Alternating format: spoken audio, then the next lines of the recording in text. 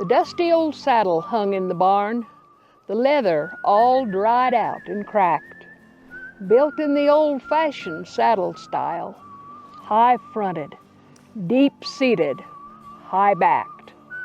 The horn had been scarred by hard dally ropes. Lots of cowboy work it had seen, dragging some calf or stopping some steer, or forking some bronc that was mean. So I asked the old man who called it his own, "How come you keep that old saddle rig there? It's wore plumb out.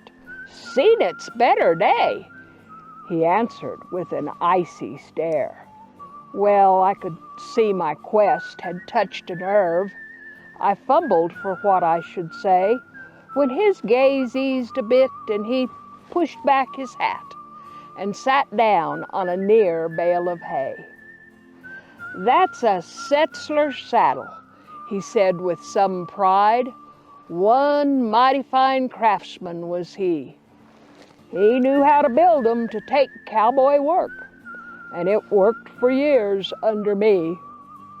I was a pup, and like most buckaroos, I figured I was made out of steel. Hoss never lived that I couldn't ride, nor the cow brute I couldn't rope or heel. When I rode out one morning and on a far distant point, I seen him a-standing right there, a big Durham steer, 1,000 pounds, maybe more, just snorting in the cool morning air. Well, I grabbed the binocs to check him out good. I could tell he was branded afar, and there on his side I could make it out clear. He was carrying the brand of the old U-bar. I saddled my surest and stoutest mount, too young to know the meaning of fear. And when the sun came up on that final morn, I was right at the head of that trail, with lasso and chaps and sidearm tied down. This time I just couldn't fail. Well, I met that old steer a-leaving bed ground. I let out a whoop to turn him to camp. He spun around and took off back up that trail, like that slick rock was a smooth hardwood ramp. But I was right on his tail with my lasso shook out, and old Sorrel was holding me there. He was jumping down timber and scrambling on rock, and after that steer like a bear. Well, he broke out of the timber and onto that point, and I let my lasso fly true.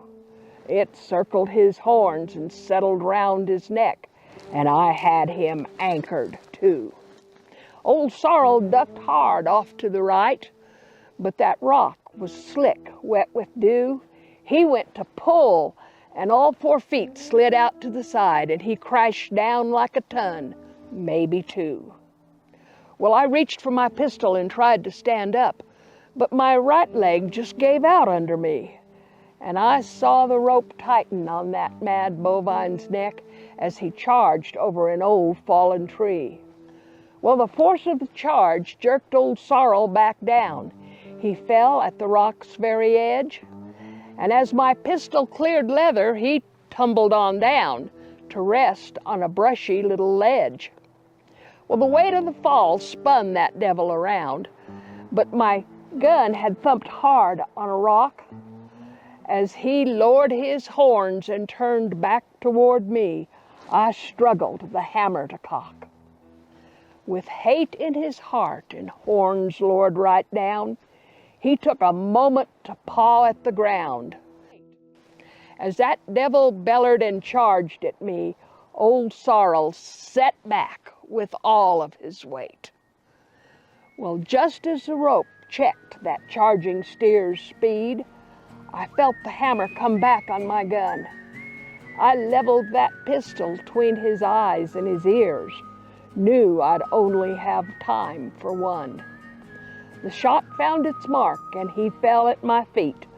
A shuddering kick took life's final bow, and I thanked the good Lord that cracked saddle tree had held, though God Almighty only knew how. Well, old Sorrel was skinned and bruised up and cut, had one knee that swelled up like a ball. And when my pounding heart came out of my throat, I realized my ankle was broke in the fall. We were a sorry pair of cripples a-limping along that got back to the campsite that day. I sure wasn't the cocky, smart-alecked kid that had saddled and rode up that way. About 3 years later, I rode back up that way. On that point, every bleached bone was there. Coyotes hadn't found him. His carcass was cleaned by the buzzards and birds of the air. So I took that old skull over to an old pine tree and I wired it up, a-facing the morning sun.